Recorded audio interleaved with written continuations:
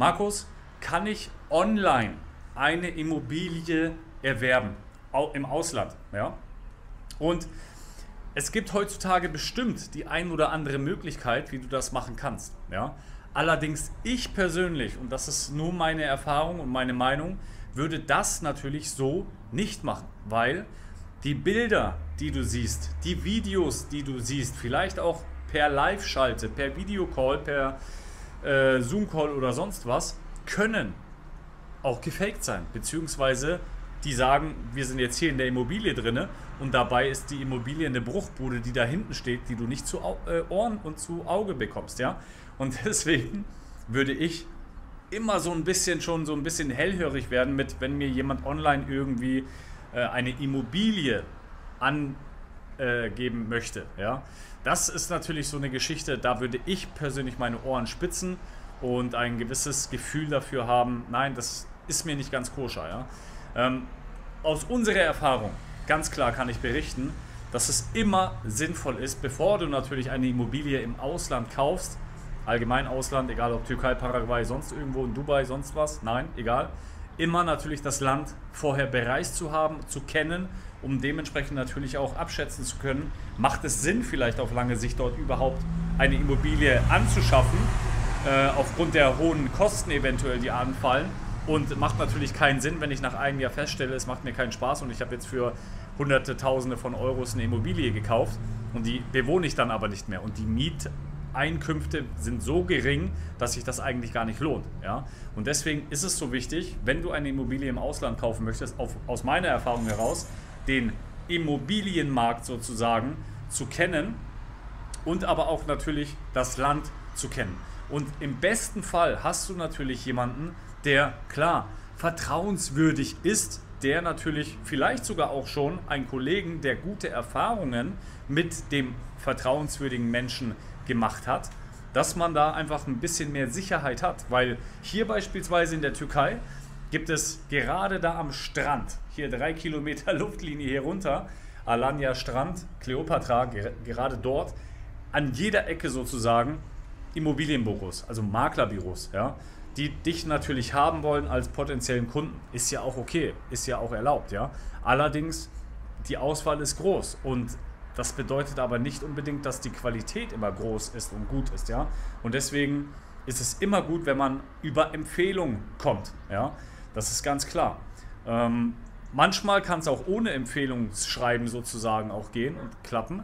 Allerdings ist natürlich immer ein bisschen Risiko dabei, wobei ich meiner Meinung nach auch ganz klar sagen muss, das Risiko spielt immer mit.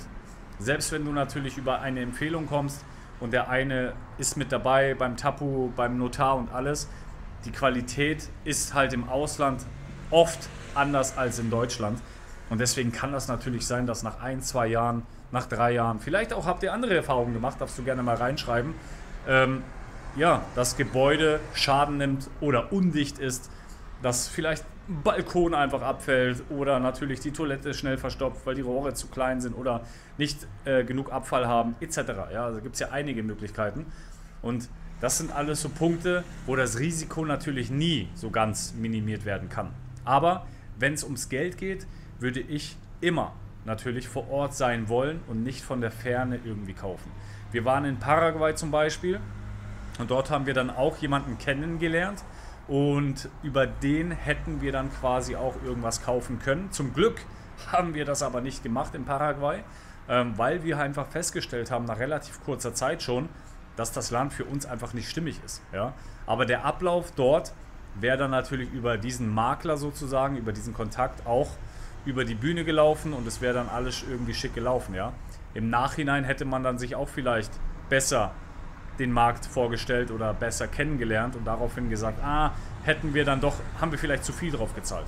Und deswegen Tipp, online würde ich nicht kaufen, auch wenn es die Möglichkeit gibt, natürlich ganz klar, dass es die Möglichkeit gibt, eine Vollmacht jemandem zu geben. Auch das habe ich schon alles erfahren, dass Menschen aus dem Ausland jemanden, den sie kennen natürlich, eine Vollmacht geben und der wiederum in deren Namen, in deren Auftrag eine Immobilie hier in Alanya kaufen kann, ja, und dementsprechend auch verwalten kann. Aber das ist natürlich eher die Seltenheit und dementsprechend würde ich das persönlich vom Gefühl einfach her nicht unbedingt machen. Vor allen Dingen natürlich auch hier, wer weiß, was einfach hier in der Türkei natürlich auch passiert ist. Da gibt es natürlich auch einige Geschichten, dass Immobilien mehrfach verkauft worden sind. Also dieselbe Immobilie wurde mehrfach verkauft. Das bedeutet natürlich, was ist mit dem Tapu? Also was ist mit der Eigentümerurkunde? Was ist mit der Wohnungsurkunde? Wo ist der Nachweis? Ja, wenn der schon mal fehlt oder irgendwie so ganz komisch ist, dann würde ich da auf jeden Fall auch mal die Ohren spitzen, die Augen öffnen und vielleicht auch eher, nee, lass mal lieber, ich probiere mal meinen eigenen Weg zu gehen und schaue mich da einfach mal weiter um. Aber ich denke, dass sowieso allgemein ein Immobilienkauf im Ausland eine große Herausforderung ist, vor allen Dingen in so Ländern, wo natürlich immer noch der Mindset so ist, ja, da ist viel Korruption, da ist viel Ungerechtigkeit und viel Armut vielleicht auch. Und deswegen sind natürlich auch Immobilienmakler in solchen Regionen, in solchen Ländern oft natürlich interessiert. Habe ich auch in meinem Kreis auf Instagram, deswegen gibt es Gründe, warum man sich dann von dem einen oder anderen natürlich auch getrennt hat, wie die einfach Preise manipulieren, künstlich nach oben schrauben und dementsprechend natürlich auch ja, natürlich die Leute abziehen. Ja? Und von Abzocke schadest du halt den anderen mehr und dich bereicherst du halt, wer weiß wie viel. Da habe ich natürlich auch schon einige Geschichten gehört. Die eine Villa soll für 300.000 gehen und der Makler klatscht aber 70.000 Euro drauf. Und wenn dann natürlich ein Dummer sozusagen kommt, der den Markt nicht kennt, ja, und das ist nach einem Monat hier im Leben in der Türkei, ist das Fakt, dass du den Markt nicht unbedingt kennst, dann ist es blöd. Dann hast du 70.000 Euro verschenkt. Und das muss nicht sein. Und deswegen warne ich auch vorm Immobilienkauf im Ausland von der Ferne. Du musst da sein. Im besten Fall hast du gute Kontakte und kannst auch zusammen, wie wir es halt auch gemacht haben, verschiedene Immobilien direkt anschauen. Im besten Fall sogar auch direkt mit dem Eigentümer, mit dem Bauherrn nochmal sprechen und da alles abklären. Einen Vertrag machen, wie ist es im Schadensfall. In der Regel ist es so in der Türkei, dass du Minimum 2 Jahre Garantie auf die Wohnung quasi hast, also auf die Immobilie und 5 Jahre auf die Außenfassade bzw. auf das Außengelände von der Siete. Ja, wenn mit dem Pool irgendwas ist, wenn mit den Fliesen da draußen irgendwas ist etc. Ja. Aber auch hier als Tipp, alles gerne vertraglich und notariell beglaubigt, bestätigt quasi dingfest machen. Ja. Das einmal dazu.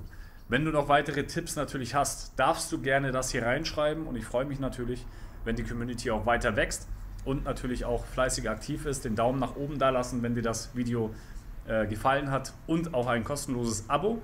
Und ich freue mich, wenn du dabei bleibst und das Video auch gerne teilst und vor allen Dingen deine Meinung dazu da lässt, was du davon hältst oder auch natürlich aus deiner Erfahrung heraus und wenn dich das Thema Auswandern natürlich interessiert, was du noch alles sehen möchtest. Ja? Dementsprechend wünsche ich dir einen wunderschönen Abend. Bleib gesund und munter. Euer Markus, wieder mal aus Alanya.